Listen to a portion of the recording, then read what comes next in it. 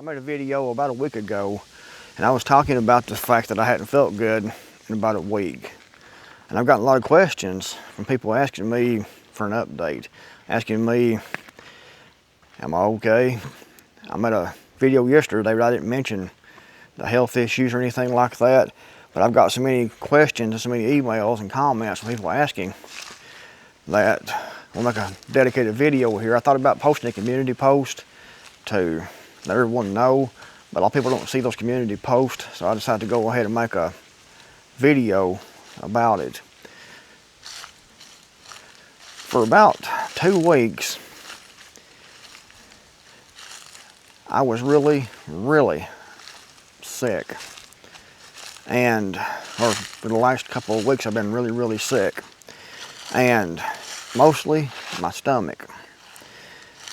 I've had operation on my stomach. I've had some of my intestines removed. And I've always had trouble, off and on. But a couple of weeks ago, it started. I started having really severe pain in my stomach and just nauseous, stomach rolling and rumbling, just general stomach pain and issues, but multiplied by about 10. And I felt like a bowling ball in my stomach, and it was just constant pressure, constant hurt, constant rolling. I got really constipated also. I hate to say that here on YouTube in front of all these people, but hey, we all go, right? And I got really constipated, and I had a really hard time, couldn't sleep.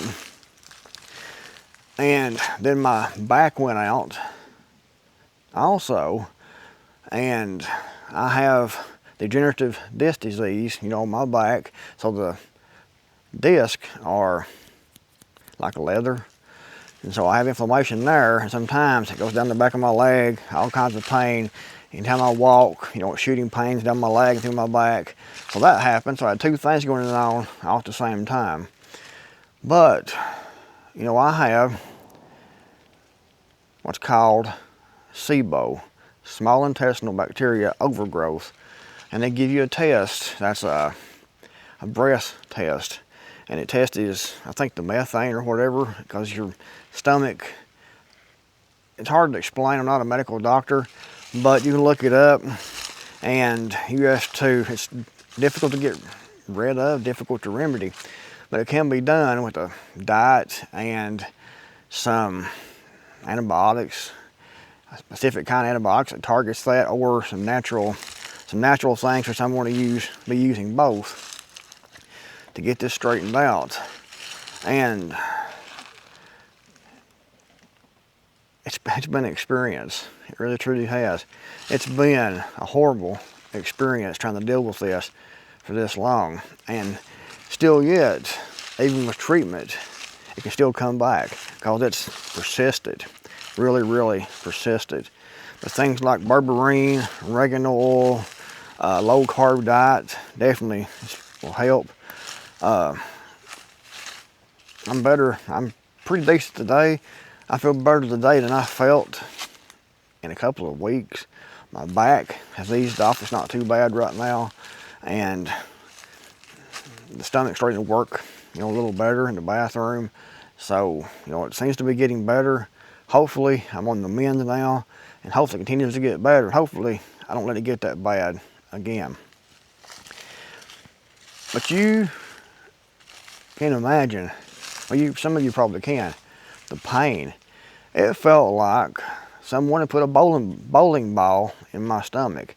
When I was laying down, I would get up. It would feel like the bowling ball would just, fall forward. The heaviness, and that was all the bloating and everything that was in there.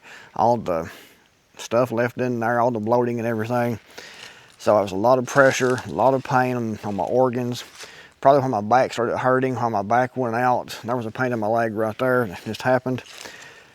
But the back has been doing this for a long time. Stomach issues for a long time. But with the stomach, I've pretty much just sucked it up and went on until it cleared itself up. I've probably had this for a long time because I've had a lot of stomach issues since about 2010, actually, off and on. Some days will be great, other days will be worse. Other times, you know, it'd last a week and then get better. But the SIBO actually causes symptoms of irritable bowel disease. So a lot of times what I've learned is that you have the SIBO, the small intestinal bacterial overgrowth, and it's different kinds of bacteria that's already in your body, but for some reason it's allowed to multiply and you get more than what you need. Your stomach's full of bacteria, full of different things to help digest the food, to help, you know, enzymes and everything's in your stomach. And usually they're in balance with each other. But as they get out of balance, it can cause a lot of problems. And that's what mine done, it got out of balance. And it's not the same thing as candida, I think it's what's pronounced. It's not really the same thing as that. That's kind of the same thing, but not the same thing. Just do a little research and look into it. Again, I'm not a doctor. But most people have this, but it's kind of on the borderline of causing a lot of issues. So you might have constipation, diarrhea, you might have stomach pain, stomach bloat, and a lot of times that's exactly what it is, a small intestinal bacteria overgrowth. Just like, you know, I went on for years here, and it's been out of balance, out of whack, and it's caused a lot of problems. So I read that I think it was 40% of the population in the United States has this. Most don't know it because it doesn't get bad enough to show, you know, really major symptoms like mine did, like the severe pain and everything. Most people that have this will have some stomach issues. They might feel the knot for a few hours in their stomach. They might have to be constipated. They might have to, you know, have diarrhea, things like that, and just write it off as being irritable bowel syndrome. All the doctors do the same thing. When you go in and you tell them about your stomach, that's the first thing they say. If you know, do some research and kind of know what it is, then you can go in and tell them what that you think that it is, what you want done. And then if you got a decent doctor, they'll go ahead and do the test and everything and get everything figured out. So don't think you just have irritable bowel syndrome when you have issues with your stomach. And as you get older, it gets even worse. It gets more likely to happen. But it's been miserable. It's truly been miserable. I actually thought, what I thought was that I had stomach cancer. That's what I thought because of the way it felt. I thought I had a tumor that grew real quick or something, and it caused a lot of issues, and I was really afraid that it was cancer. I have these test kits you can get on Amazon that it's a FIT test, F-I-T test, and it will test for blood, you know, when you use the bathroom. And having blood in your stool is the first one of the major signs of something serious like colon cancer. Diverticulitis, colon cancer, anything that bleeding at all, it will show up on the test. It will show up like positive and negative on the test. And it's kind of like a pregnancy test actually, because you see the lines on there. I'll link to these in the description box below and the first pinned comment if you want to go check them out and get some yourself just to be sure. But you're supposed to take this test every year and test for blood. So I already had one of those already because I do this, you know, once a year or so. But I went ahead and tested again and again, no blood. So I said, so that's a good sign, it's a positive sign, no blood. And still pain, still excruciating pain in my stomach. But luckily, you know, it's getting better now. Hopefully, on the mend. Hopefully I get making videos just about every day. That's what I want to do. I want to make a good video, at least a decent video, every day. Hopefully I can do that, at least most days. And I'm feeling better now, or at least 5 days a week make videos, you know, Monday through Friday. Take the weekends off, usually. But I seem to be doing better. Thanks for your prayers.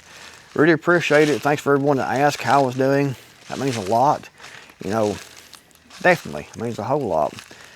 But anyways, guys, I'll link to those kits in the first pinned comment description box below, because, you know, you can get those and test at home. There's no, you don't have to send this, you don't have to send it in or anything like that. You just take the test, you get the results there. And then if it shows up, you know, you have blood, then you need to go to the doctor and get checked out to see what it actually is causing that blood. It doesn't mean you have cancer if it shows up positive for blood. It just means you have blood, you know, in your stool. So that means you need to go get it checked out to find out what it is and to rule out something like colon cancer, you know, ulcers, severe inflammation causing bleeding, something like that. But anyway, that's all I think. That's all I know about it anyway. Anyways, guys, thanks for watching. I'll see you in the next video, hopefully.